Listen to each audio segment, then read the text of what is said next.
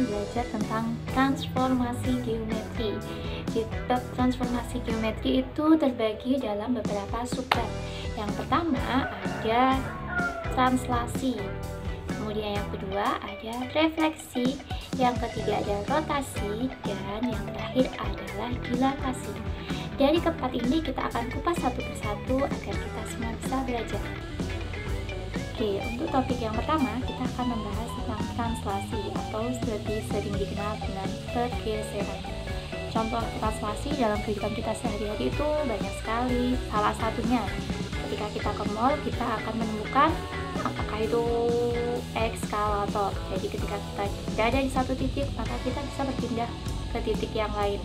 Nah, yang pertama adalah eskalator. Yang kedua ada ketika kita suka bermain. Bermain apa?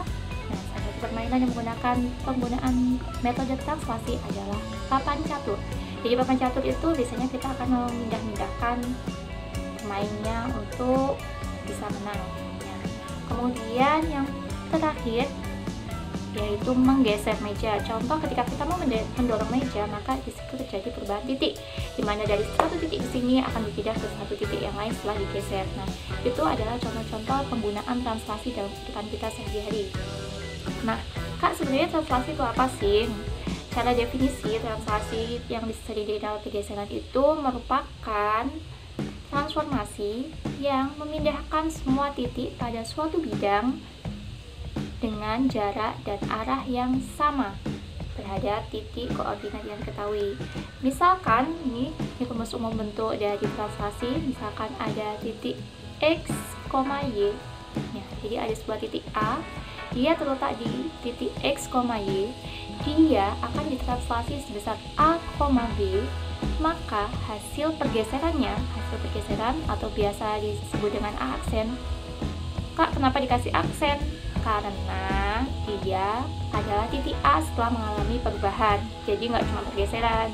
Nah, jadi titik A awal kan cuma A aja. Nah, A aksen itu adalah hasil perubahan dari titik A setelah dia digeser sebesar A, B. Hasilnya adalah X plus A, Y plus B. Nah, ini adalah rumus umum dari translasi. Nah, untuk lebih detailnya coba kita menyelesaikan contoh soal berikut. Oke, tadi kan kita punya rumus atau bentuk umum dari translasi adalah A, X, Y ditranslasi sebesar AB, maka A aksennya sama dengan X plus A, Y plus B. Ini dari rumus ya, rumus dari translasi. Misalkan saja saya punya sebuah titik A 3, min 2, kita translasi sebesar 5,4, maka bayangannya atau A aksennya adalah 3 ditambah 5, min 2 ditambah 4. Sehingga hasilnya A aksennya sama dengan 3 tambah 5, 8, min 2 ditambah 4, hasilnya adalah 2. Jadi selesai. Oke, setelah membahas topik tentang translasi, sekarang kita mau membahas apa dulu ya? Refleksi, dilatasi, atau rotasi. Sama aja sih kita bahas semua ya. Untuk yang kedua kita akan membahas tentang rotasi. Rotasi atau lebih sering dikenal dengan perputaran. Kak, ngapain sih kita susah-susah belajar rotasi? Nah, rotasi itu juga ada dalam kehidupan kita sehari-hari. Jadi sebenarnya matematika itu ada di lingkungan kita, cuma kita kurang menyadari aja. Kayak biasanya kita lagi yang translasi, biasanya kita mau naik aja eskalator tanpa kita memikirkan, oh itu dulu konsepnya gimana penemunya. Nah, seperti itu. Nah, kalau rotasi, contoh dalam kehidupan kita sehari-hari yang pertama adalah biang lala. Biasanya kalau di sini saya tinggal di Jawa Timur, di Malang itu ada salah satu biang lala yang besar sekali ya, bisa dipegang orang dewasa. Kalau di kampung-kampung biasanya biang lalanya ya bisa dinaiki anak kecil lah, kalau orang yang berkebutuhan baik atau yang gitu ya mungkin ya kuat gitu ya. Kemudian contoh yang kedua adalah kincir angin. Nah, kincir angin biasanya digunakan untuk membangkit listrik ya. Jadi dua contoh itu merupakan contoh rotasi dalam kehidupan kita sehari-hari. Cuma itu aja? Banyak, cari aja sendiri, pasti banyak. kita mungkin harus lebih membuka mata kita tentang kehidupan yang ada di sekitar kita, lebih memahami lagi tanpa hanya cuma menikmati saja, tapi kita harus memikirkan. Kemudian dalam rotasi itu, rotasi kan lebih sering dikenal dengan perputaran. Nah, secara definisi, rotasi adalah transformasi yang memutar setiap titik pada bidang dengan arah putaran tertentu terhadap titik yang tetap. Jadi dia diputar terhadap titik yang tetap sebesar arah tertentu. Nah gini, dalam konsep perputaran atau konsep rotasi itu ada hukum yang berlaku. Hukum yang berlaku gini, ketika kita putarnya searah jarum jam itu kan berputarnya ke kanan. Oke. Nah, ketika kita memutar searah jarum jam, maka di situ sudutnya adalah negatif, ya. Ketika searah jarum jam, maka besar sudut yang kita putar adalah negatif. Namun ketika kebalikannya, ketika berlawanan arah jarum jam, maka besar sudutnya adalah positif. Nah, untuk itu ini ada beberapa rumus. Nah, ada beberapa rumus di rotasi, bisa dicatat ya. Dari beberapa rumus ini dapat kita gunakan untuk menyelesaikan beberapa contoh soal yang akan kita bahas setelah ini. Nah, diamati dulu. Nanti kita akan bahas ya.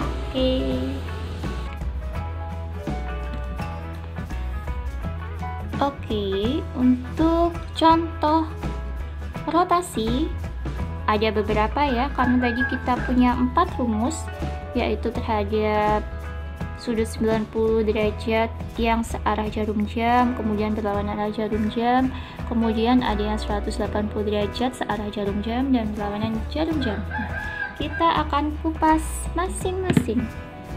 Oke, maaf ya videonya agak sedikit goyang. Oke, yang pertama, kalau saya punya titik A,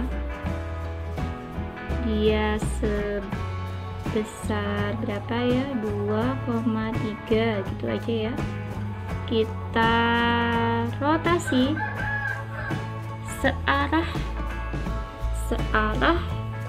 sebesar 90 derajat pada titik O. Karena searah berarti dia negatif 90 derajat. Maka hasil A aksennya sama dengan apa? Tadi rumusnya kalau terhadap sudut 90 derajat searah jarum jam, maka hasil rotasinya adalah Y, min X. Jadi di sini Y, min X kan ini sebagai Y, ini sebagai X. Kalau Y, min X jadinya 3, min 2. Oke, ini sudah selesai gitu aja. Kemudian untuk rumus kedua, kalau kita punya titik A 2,3, kita rotasi terhadap titik pusat O sebesar 90 derajat. Kalau 90 derajat berarti dia berlawanan arah jarum jam ya. Maka hasil rotasinya atau A aksennya adalah apa tadi? Jadinya adalah min Y, X. Y nya kan 3, jadinya menjadi min 3,2 min Y, X.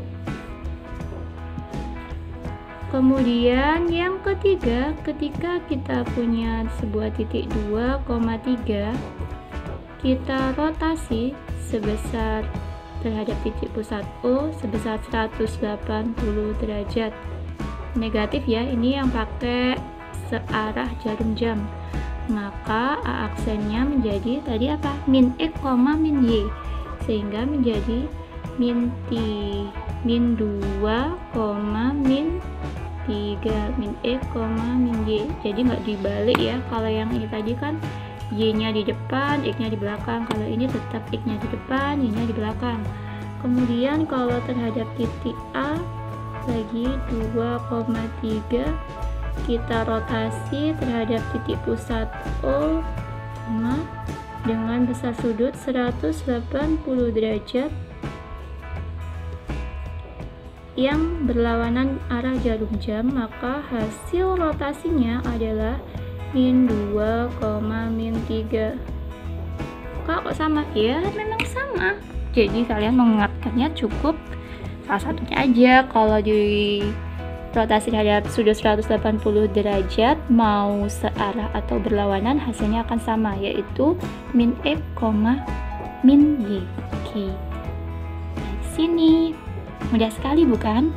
Oke, kita lanjut ke bahasan materi selanjutnya. Setelah kita bahas translasi dan rotasi, sekarang kita lanjut mau nomor 3-nya, refleksi atau dilatasi. Oke, kita bahas dilatasi terlebih dahulu. Oke, jadi dilatasi secara definisi itu merupakan transformasi yang memperbesar atau memperkecil benda, tetapi bentuknya tetap. Jadi bentuk bendanya itu tetap, tapi kita bisa memperbesar atau memperkecil ukuran benda tersebut.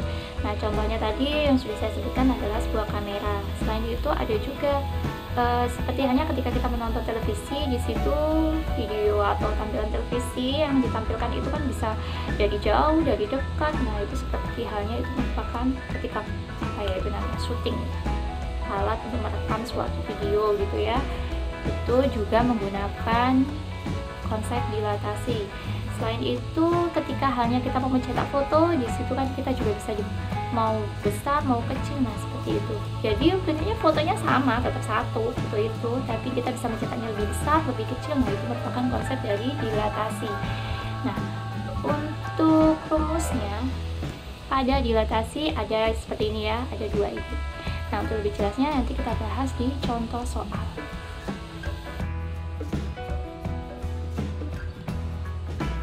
Untuk contoh soal materi dilatasi, ini kan kita ada dua rumus.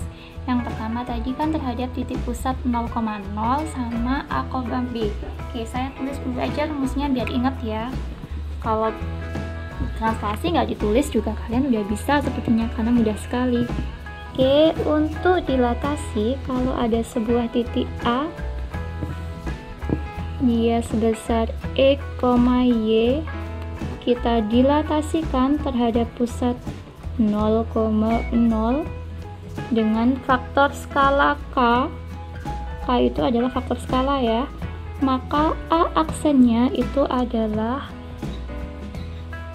KX, KY. Jadi masing-masing dikalikan dengan faktor skalanya. Oke, kalau saya misalkan punya sebuah titik A sebesar 3,-5, saya dilatasikan terhadap pusat 0,0 dengan faktor skala 4, maka hasil dilatasinya adalah 4 dikali 3, 4 dikali min 5, sehingga A aksennya itu sama dengan berapa? 12,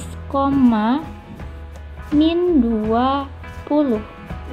Ini untuk pusat 0,0. Untuk dilatasi terhadap pusat A, B, saya tuliskan dulu rumusnya tadi. Ada sebuah titik A, X, Y. Dia dilatasi terhadap A, B dengan faktor skala K, maka A aksennya itu sama dengan K dikali X min A ditambah A, K dikali Y min B ditambah B. Biasanya sering sekali siswa mengalami kesalahan di sini. Kenapa? Biasanya kalau kita ada sebuah operasi perkalian dan penjumlahan, maka tidak boleh nanti hasilnya ini langsung kita jumlah dengan si A. Nggak boleh X kurangi A dijumlah dengan A baru dikali K, nggak boleh. Jadi operasi itu perkalian selalu didahulukan. Kalau operasi perkalian sudah kita lakukan, baru kita bisa menjumlahkan atau mengurangkan, karena posisi dari perkalian dan pembagian itu lebih tinggi dibandingkan dengan penjumlahan ataupun pengurangan. Oke, Oke, misalkan saya punya sebuah titik A sebesar 4,5, saya dilatasi terhadap 2,1 dengan faktor skala 3, maka A aksennya itu sama dengan K-nya kan 3, berarti kan kita gantikannya dengan 3 dikali X dikurangi A. Ini kan sebagai A, ini sebagai B. Oke, ini sebagai X dan ini sebagai Y.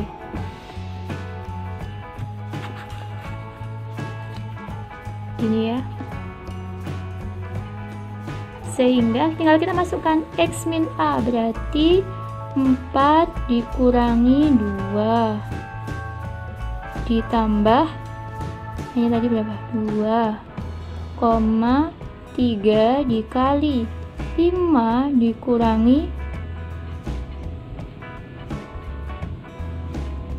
1 ditambah 1. Kita kalau seperti ini kita selesaikan dulu operasi dalam kurung, habis itu baru perkalian, baru dijumlahkan, sehingga menjadi A aksennya itu sama dengan 3 dikali 4 dikurangi 2 ada 2 ditambah 2,3 dikali 4 ditambah 1, sehingga A aksennya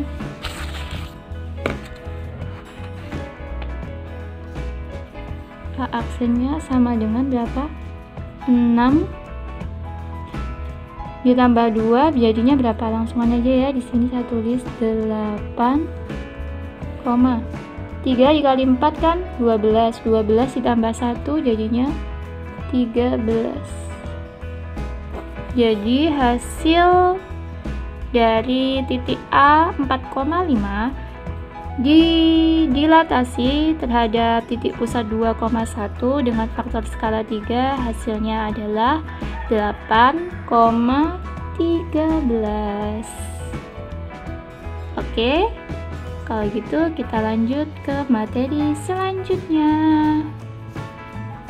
Oke, kita sudah sampai di konsep yang terakhir, yaitu nomor 4, yaitu tinggal kenapa? Refleksi, atau lebih sering dikenal dengan pencerminan. Nah, ini kesukaan wanita banget yang namanya bercermin dan mau selalu kelihatan cantik, ya itulah wanita.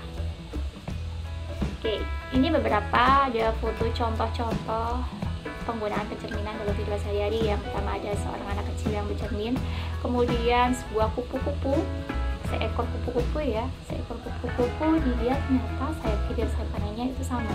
Itu merupakan contoh dari suatu pencerminan. Kemudian ada lagi yaitu batik, kain batik itu motifnya satu tapi dia diikat-ikat. Dia menggunakan konsep pencerminan ya. Kemudian yang terakhir ini ada pencerminan sebuah pura atau sebuah bangunan, dia dicerminkan terhadap air ya. Jadi dia menghasilkan sebuah bayangan seperti itu. Itu merupakan contoh pencerminan dalam kehidupan kita sehari-hari. Kemudian jadi penting banget ketika kita belajar 4 seperti hari ini, transformasi geometri. Jadi itu sangat erat kaitannya dalam kehidupan kita. Untuk pencerminan secara definisi adalah suatu transformasi yang memindahkan setiap titik pada bidang dengan menggunakan sifat bayangan cermin. Jadi konsepnya itu kita memindahkan setiap titik pada suatu bidang dengan menggunakan konsep bayangan cermin. Oke. Di dalam pencerminan ini ada beberapa rumus nih ya, ada banyak sekali. Nah, ini kenapa kok banyak sekali Kak? Karena ada satu titik, kita punya satu titik aja, kita cerminkan dengan banyak cermin yang berbeda. Cerminnya taruh sini, karena kan bayangannya juga berbeda. Itu sebabnya di sini rumusnya ada macam-macam seperti ini ya. Nah, untuk lebih jelasnya kita akan bahas di contoh soal. Oke, kita akan membahas contoh soal pada refleksi atau pencerminan. Tadi untuk pencerminan kan ada banyak sekali. Nah, sebenarnya mudah sekali, ini paling mudah refleksi. Number one, ketika ada sebuah titik A, X, Y, kita cerminkan terhadap sumbu X, atau saya tulis SBX, sumbu X ya. Maka hasil pencerminan dari A aksennya adalah X, min Y. Jadi kalau dicerminkan terhadap sumbu X, maka urutannya tetap hanya yang belakang, yang Y-nya itu dikasih negatif. Begitu saja. Berarti kalau saya punya sebuah contoh A-nya 3, min 1, kita cerminkan terhadap sumbu X, maka A aksennya itu kan sama dengan, urutannya tetap ya, berarti kita tulisnya tetap 3, yang belakang dikalikan min. Jadi min dikalikan min 1, maka A aksennya sama dengan berapa? 3, 1. Min dikali min kan plus ya. Oke, untuk yang kedua, kalau ada sebuah titik A, X, Y, kita cerminkan terhadap sumbu apa? Sumbu Y ya, tadi sumbu X-nya sudah, sekarang sumbu Y atau SBY. Bukan Susilo Bambang Yudhoyono ya, tapi ini sumbu Y, maka hasil A aksennya itu lawannya ini. Kalau tadi sumbu X kan yang dikasih negatif Y-nya, kalau ini terhadap sumbu Y berarti yang dikasih negatif adalah X-nya, berarti min X, Y. Kalau saya misalkan punya sebuah titik A 3, min 1, saya cerminkan terhadap sumbu Y, maka A aksennya menjadi min X. Jadi min dikali 3 kan ya min 3, D nya tetap min 1, jadi hasilnya cukup min 3, min 1. Kemudian untuk yang ketiga, kita misalkan yang nomor 3 tadi, ketika ada sebuah titik A, X, Y, kita refleksikan terhadap X sama dengan H, maka A aksennya sama dengan 2H dikurangi X, Y. Jadi kalau ada sebuah X sama dengan sesuatu, jadi yang berubah cukup X-nya aja, Y-nya nggak akan berubah.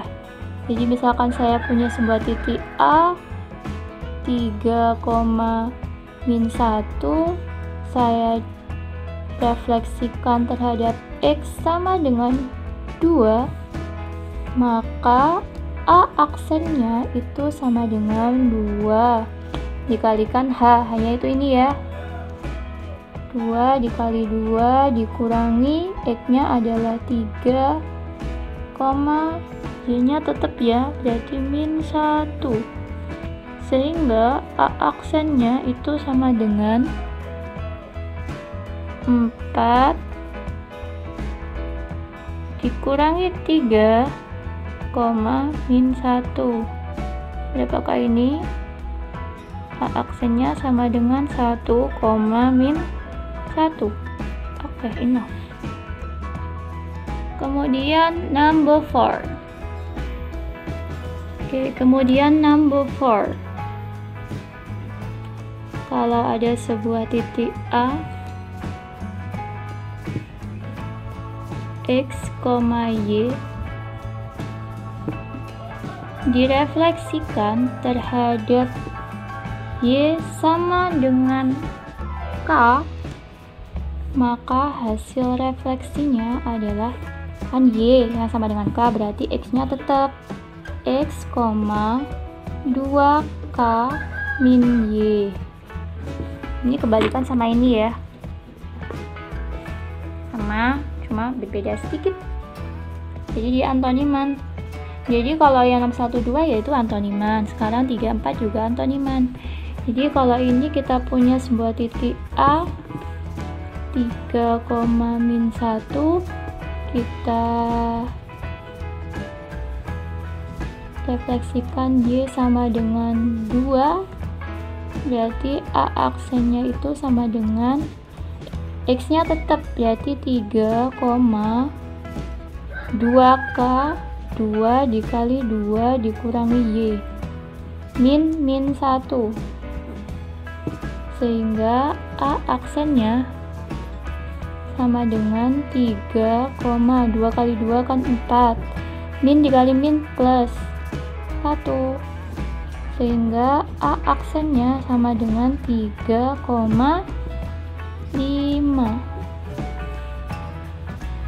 Oke, mudah sekali bukan? Oke, kita kurang 2 nomor lagi. Sekarang untuk pencerminan terhadap Y sama dengan X, nomor 5. Kalau ada sebuah titik A, X, Y, kita cerminkan terhadap Y sama dengan X, maka hasil pencerminannya A aksennya itu tinggal dibalik, berarti Y, X. Berarti kalau kita punya sebuah titik 3,-1, kita cerminkan terhadap Y sama dengan X, berarti hasilnya berapa? Ya tinggal dibalik, jadi hasilnya min 1,3. Kalau kita punya sebuah titik gini kan tadi 3,-1, kita cerminkan terhadap Y sama dengan X, maka ya sudah, hasil pencerminannya tinggal dibalik, min 1,3. Mudah sekali. Oke, sekarang number 6, nomor 6. Terakhir ya, kalau saya punya sebuah titik A, X, Y dicerminkan terhadap Y sama dengan min X, maka hasil pencerminannya A aksennya itu sama dengan apa? Min X min Y, min X dibalik, sama-sama dikalikan negatif. Jadi kalau saya punya sebuah titik A,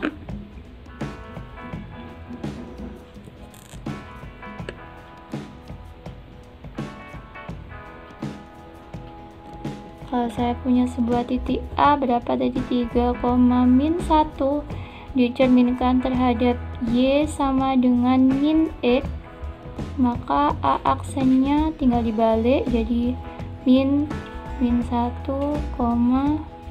min 3. Jadi hasilnya A aksennya sama dengan berapa? 1,-3. Oke, enough for this time.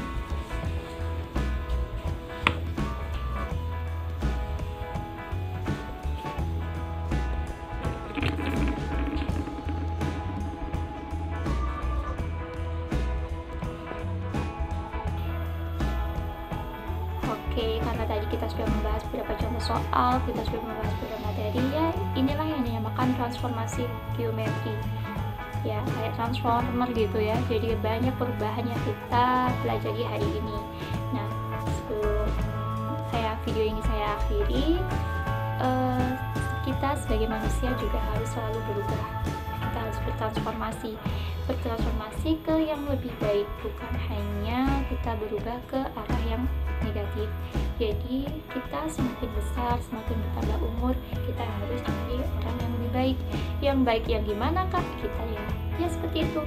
Kita semakin besar pasti kita bisa bedakan mana yang baik dan mana yang buruk. Contoh mungkin salah satunya yang pertama, dulunya kita suka berbohong, bertahap pengen berubah jadi lebih baik ya. Mari kita belajar untuk mengurangi berbohong kita. Dari kita mengurangi sedikit demi sedikit, nanti lama-lama kita akan terbiasa tidak berbohong. Nah, itu pesan saya di akhir video ini. Oke, see you, bye bye. Salam matematika.